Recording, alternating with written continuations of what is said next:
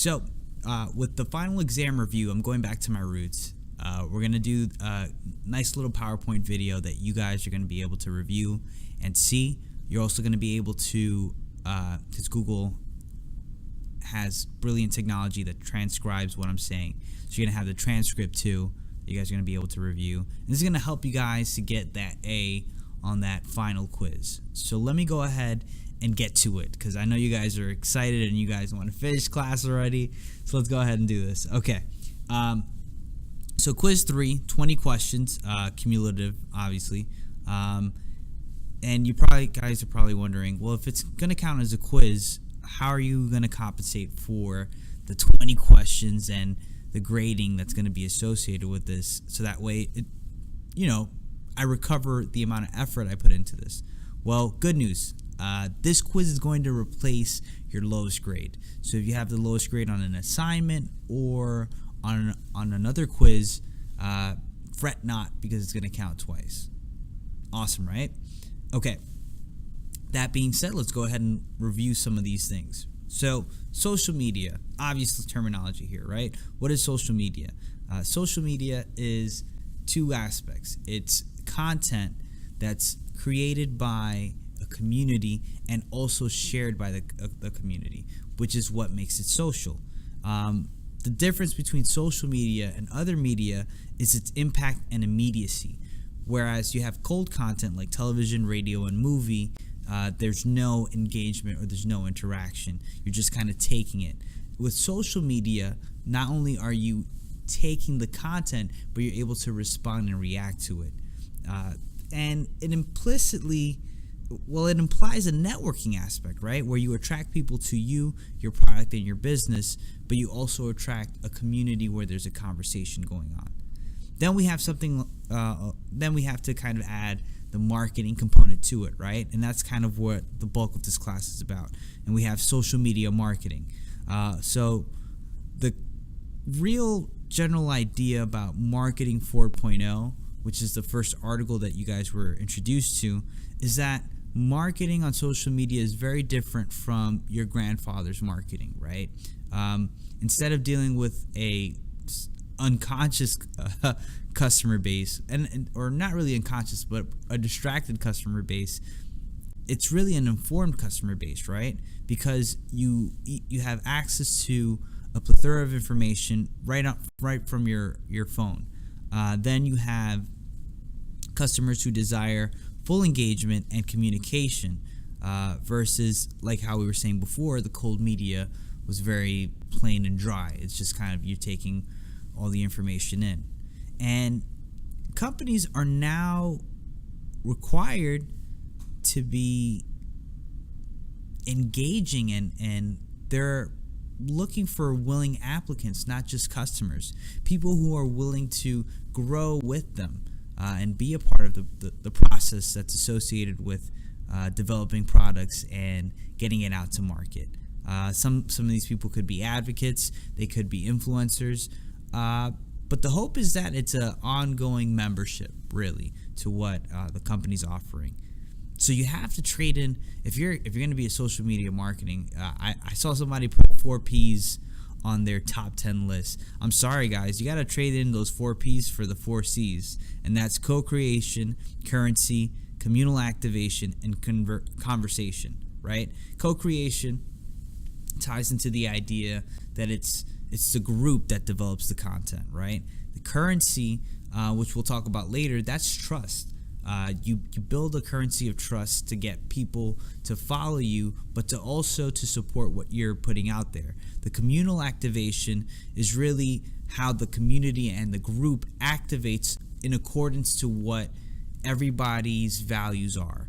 And the conversation ties into that whole hot media, where you're able to have a dialogue based on the content and really respond to what it is you're getting out of this art form or media or advertising. Now, when it comes to building clients, the purpose is around, and this is an important concept, the purpose around putting out content is funneling your networks into clients. Maria Konnikova, as you guys remember, she did the the talk at the Economic Forum about trust. And this this psychologist ended up becoming an expert in poker to the point where she became a nationally recognized poker champion, using psychological techniques. Not that she was an expert at poker before, but her education allowed her Harvard education, mind you, allowed her to be able to maneuver in that kind of environment. And what she was saying was that trust could yield a large value, even in highly competitive platforms like poker. The way we could apply this is we come from a position of trust and trust building. And that allows us, even when we're competing with other avenues that, or other firms that are trying to get the same bandwidth or the same eyes to look at them, we could come from a point of trust and trust building and help each other. Really be open, be transparent, and that's going to allow us to build and to grow and to create more value. And in the long run, be the champion, be the poker winners or the poker champions of Instagram, Facebook, and social media. Then you have another tool that helps you to develop these funnels, and that's social media audits.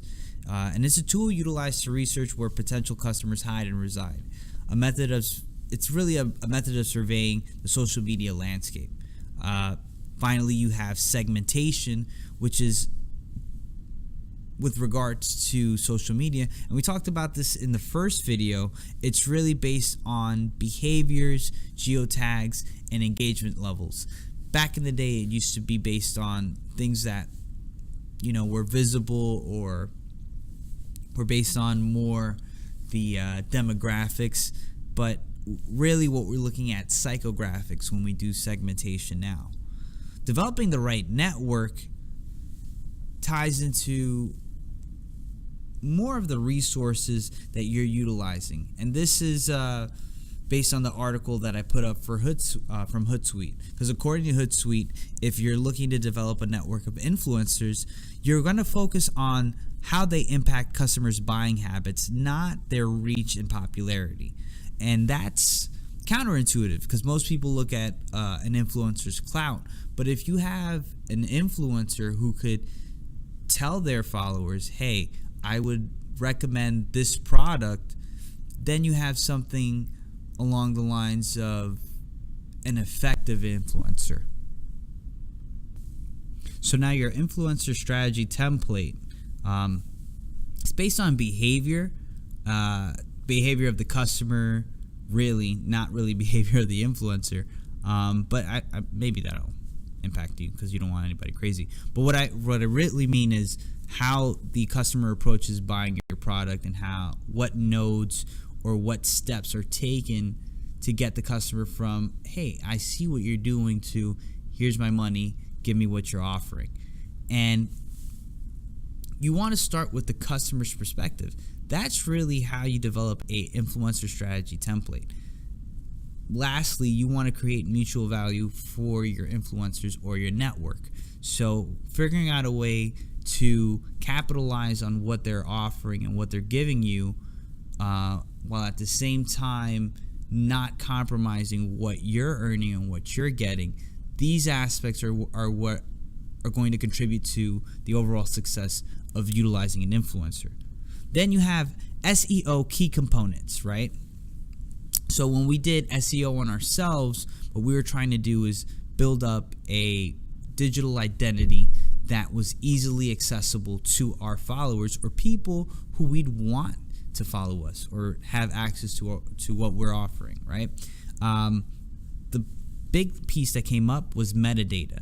Now, if you remember the TEDx talk from Dao Nguyen, she was from BuzzFeed, and she brought up the point that making content viral is based on getting viewers to do, or your content to help them to do a job that they want to accomplish. And the term that they coined was cultural cartography, right? And a cartographer is really somebody that develops a map of the terrain that people are working in. And this is a recurring theme, right? Because, a social media audit is a map of where your customer base is. Cultural cartography is developing a map of what's going to attract the right clients. And when the first video, we talked about how Jordan Peterson described that maps are developed by people, but they're maps of meaning. And all these aspects tie into really mapping out how you're going to get people to where you need them to go. Because it's not a literal place where your followers reside in, but it's a state where people reside in when they are choosing to follow you and choosing to allow you to influence them. That being said, hyperlinks, links, relevancy scores, these are specific pieces that help you to increase your clout or increase your potential to be the first seen. Tools like Google Analytics, Google Console, Google Trends are major tools to evaluating where your websites or the content on your website ranks. There are even free tools online that will rank your website according to the quality of these aspects. So these are something to take into account, right? So finally, we come to the questions that you guys created. And I love these questions. I tweaked them a little bit and I highlighted what I changed in red, but I think the way they are test ready. Let's just say that, okay? One question: how can online research about competition help a company establish their marketing campaign? So the answer, they allow you to get ideas about what's working and what's not. And the real value is insight to their process. Now remember, these content or advertisements are planned years in advance. So they have a content calendar and they're just following that. So you're not going to know what they're going to do next, but at least you have an insight to what strategies they're using and what's working.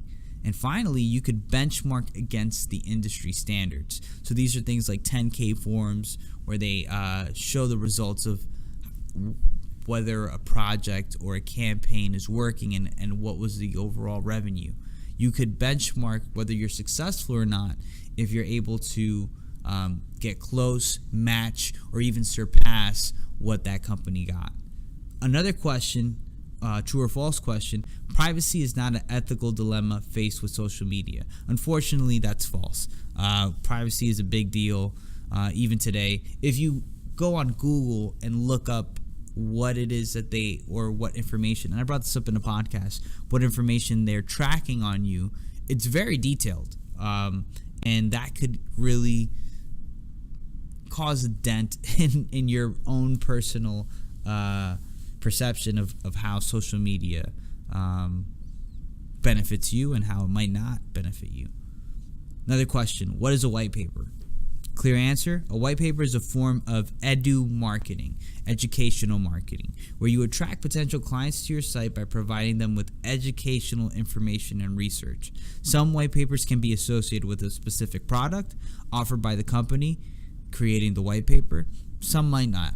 But that's pretty much what a white paper is in a nutshell. Last but not least, true or false: KPIs, also known as key performance indicators, are crucial towards developing an in-depth understanding of customer behavior regarding a product or service. Obviously, it's true, right? If you think